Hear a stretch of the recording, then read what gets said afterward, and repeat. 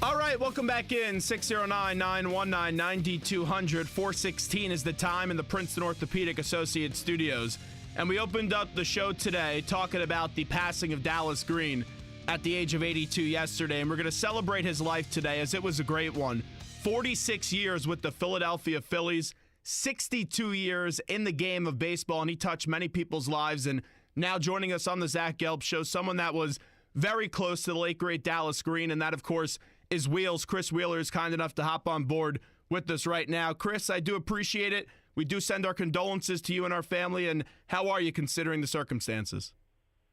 Oh, we're okay, Zach. You know, the outpouring of love for Dallas has been great. I think you've gotten a pretty good feel of how we all felt about him and how people felt about him that knew him, and the fans who, you know, really enjoyed Dallas and everything he brought to the table. So he's been pretty banged up for a while now.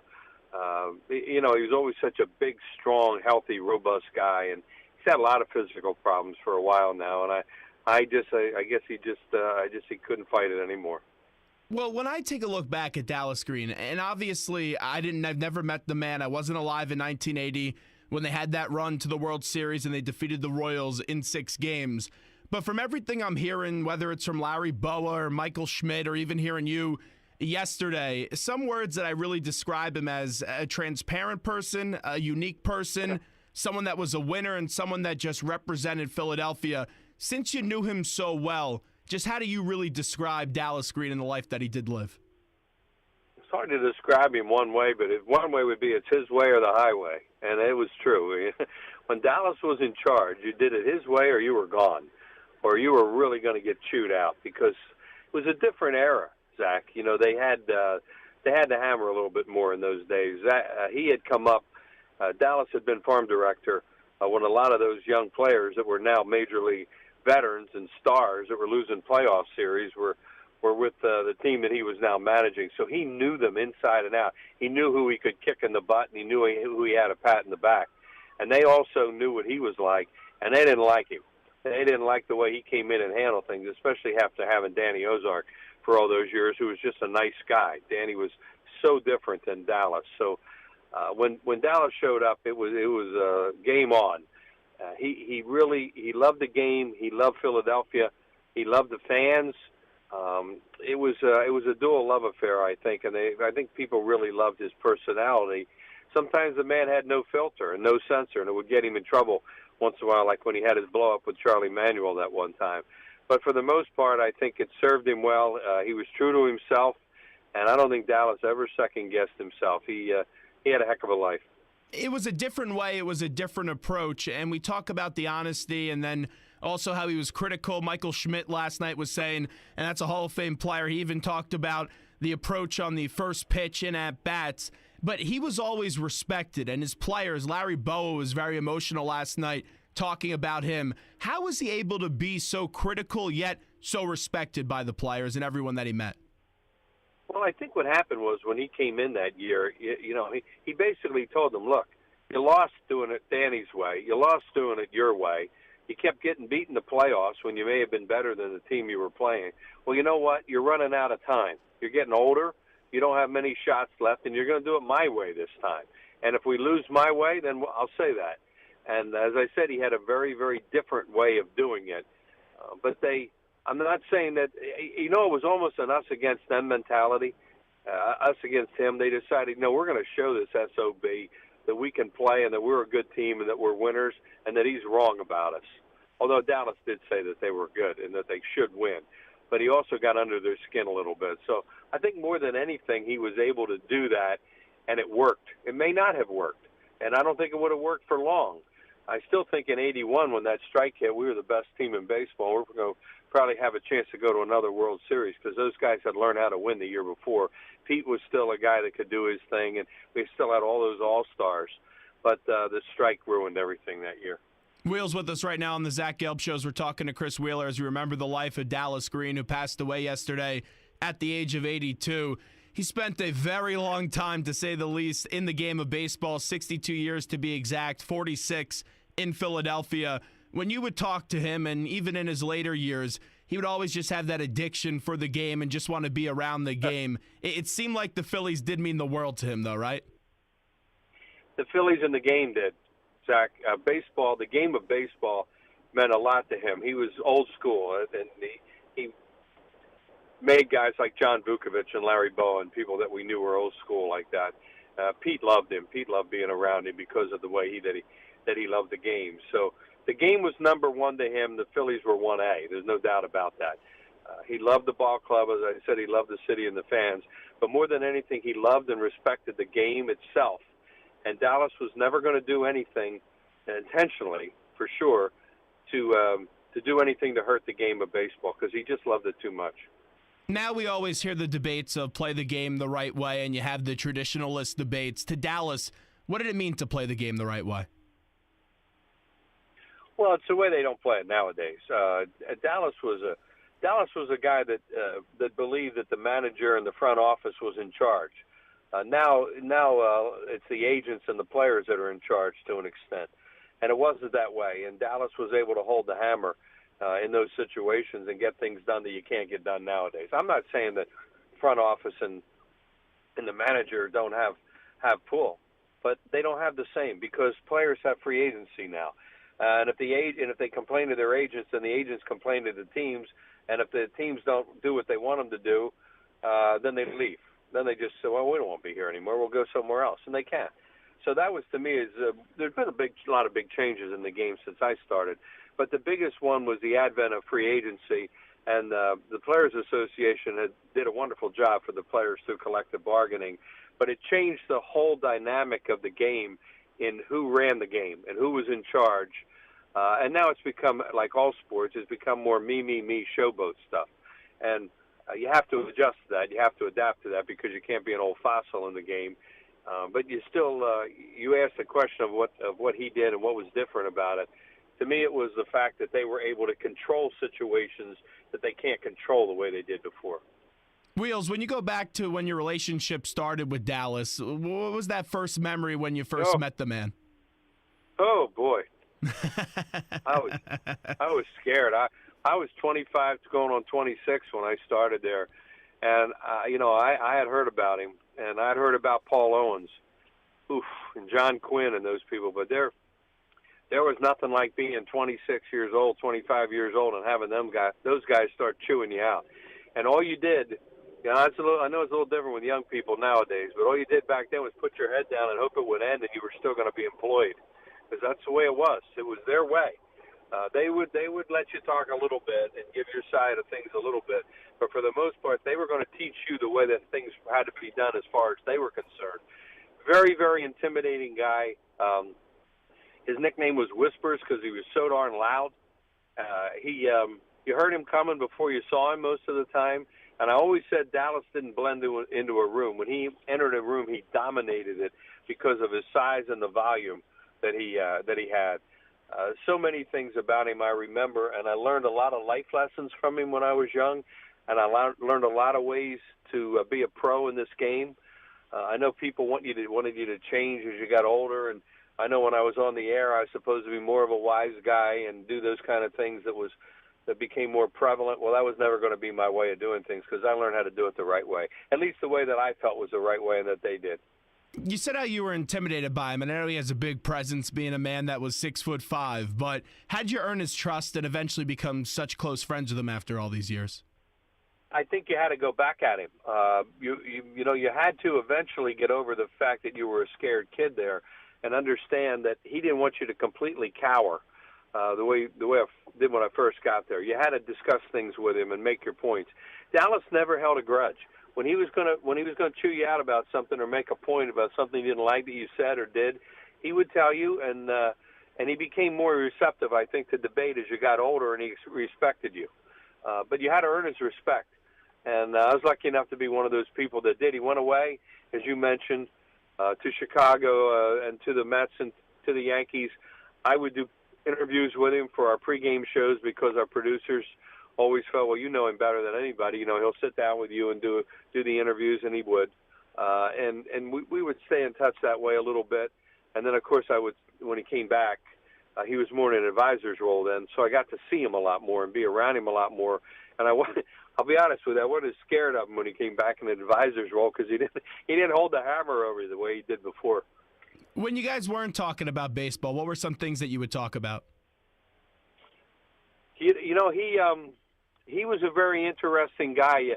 He started to do computers and cell phones, so he'd always be asking anybody that was around him how to work with his computer and his cell phone. He loved to talk about his family.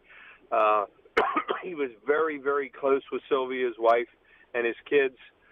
The one thing that I look back on now and remember and realize more than anything is what losing his granddaughter did to him. That took a lot out of him, Zach. I don't think he was ever the same guy. I don't think he used to talk about fire in your belly, and that was one of his big expressions, or what's in a player's belly and fire and those kind of things. He had a lot of that, and I think he lost a lot of that when I think her name was Christina. Christina, yeah. When Christina was murdered by that madman out in Arizona at the Gabby Giffords rally that time. And it was not only that he lost a grandchild, which was horrible enough, but it was so public. It was a national story, as you know. I don't have to tell you what it was like. And everywhere he went, somebody wanted to say something to him or talk to him about it or console him. And he appreciated all that, but I think it really wore on him that he never really got much peace and quiet for a number of years after that, even though he knew that people meant well. But it really got to be troubling for him. So I think to me that really changed him in a way that was irreparable. And that was another thing. He was a big family man, and that was something that we did talk about to open up the show with, just because he called that the worst day of his life, and I couldn't even imagine trying to grieve with the situation like that. It's really unimaginable. It was. They were extremely close. I knew John, his son, very well. And John, of course, was Christina's dad. And I talked to John after that. The first couple of times I saw John, it was really hard to talk to him because I'd known him so well growing up. I knew him when he was a kid. And then when he went on to play a little bit and then become a scout. And I'd sat a lot of times and talked with John Green over the years. And he just said how his dad was crushed and how that little girl was a pretty good athlete. And Dallas was so proud of her. I believe she was a softball player. And was pretty darn good, too. Had the genes, had those green genes, those athletic genes. And he just loved her as a person, but he was really proud of her as an athlete, too. And as I said, it really hurt him. It took a lot out of him. Wrapping up with Chris Wheeler, who joins us right now. Wheels, just getting back to some of the positive with Dallas Green as he passes away yesterday, whether it's the 80 team or just some other memories in general. Share me some of them right now. Well, I can remember a couple things. One of the things I can remember is sharing a hug with him after we won in 80 because we'd all been through the awful 76, 77, 78. You said you weren't even born, but anybody lived through that.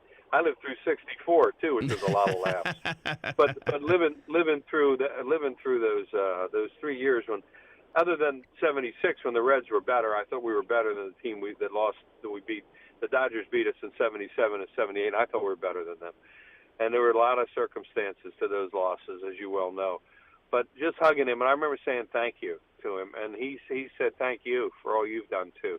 And that meant a lot. And I think one of the other moments I'll never forget involved the World Series in 2008 when, after we had been through all we've been through and all the champagne and all the craziness and all that, I wanted to go in and see Charlie because Charlie and I had become so close over the years doing his pregame show and just hanging out a lot together. And you remember the much publicized incident between Dallas and Charlie. It was not pleasant, but it had a great ending, as it turned out. Well, they were in there sharing a few cocktails at that point, and I thought that was so cool to go in there and see both of them, the two guys that had won championships for the Phillies, who had their problems, but were sitting there sharing whatever they had in those paper cups and toasting each other and toasting the success of the ball club and winning another World Series. So to me, that was an unforgettable moment that I was able to share with those two.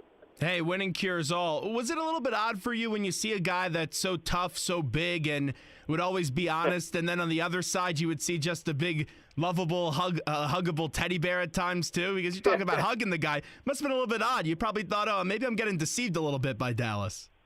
Yeah. Well, as I said, he mellowed. I know this was obviously before Christina, but he had mellowed. He wasn't the same. Oh, he could still roar, and he could still just get on you. But, now we could say to him, shut up. You don't bother me. Then by then I was in my 60s, and it was like, come on, you can't scare me anymore. Plus, you can't fire me. So it was very different. He would yell. He would still yell, and I would just laugh. We kind of had that relationship at the end when he goes, you got to do this. You got to, okay, Big D, whatever you say. We kind of had that. You know how it is after a while, when your parents nag you. Yes. To say the least, my father a while. Well, it's kind of cool doing this show with you now after as well as I knew and enjoyed being around your dad, Bob, for so many years. But I think that was it more than anything. He mellowed. We knew how to handle him, and we knew where his soft spots were, and we could get to him now that we couldn't get to him when we were young. Wheels, last one before we let you run, as Chris Wheeler is kind enough to join us right now. His lasting impact, not only on the game of baseball, but in Philadelphia. If you have to describe him in 10, 15 years and really just talk about what he meant, how do you describe him that way? Well, I think he's what fans like in their sports people. Not everybody can be that way. Fans want everybody to be the tough guy, the gamer, the guy that the number one priority is the game itself and the sport and all those kind of things. Well, that's unrealistic to think that everybody's going to be that way. It's not that way anymore. That people have too many other interests, too many other. I don't use the word distractions because they're not necessarily distractions. They're just other things they find and deem more important in their lives, and I understand that. But Dallas didn't feel that way. Other than his family, the baseball and the Phillies were number one, were the number one things in his life. So I think people really appreciated that hard-nosed attitude that he had for so many years, and that he won a World Series, and he won the first World Series in our history, and he won it with a bunch of players that they really loved, too. They loved those guys. They just got ticked off because they couldn't win. They couldn't win the darn thing. So I think it was a combination of that, Zach. Hey, Wheels, we really appreciate it. Thank you so much. And once again, we send our condolences to you and the Green family. Thank you. Yeah, thanks a lot. It's great talking with you. And he was a great friend and a great mentor, and I'll miss him like we all will. Thanks so much, Wheels. Safe travels. Okay, bud. See you. There's Chris Wheeler joining us on the Zach Gelb Show, Fox Sports 920 The Jersey.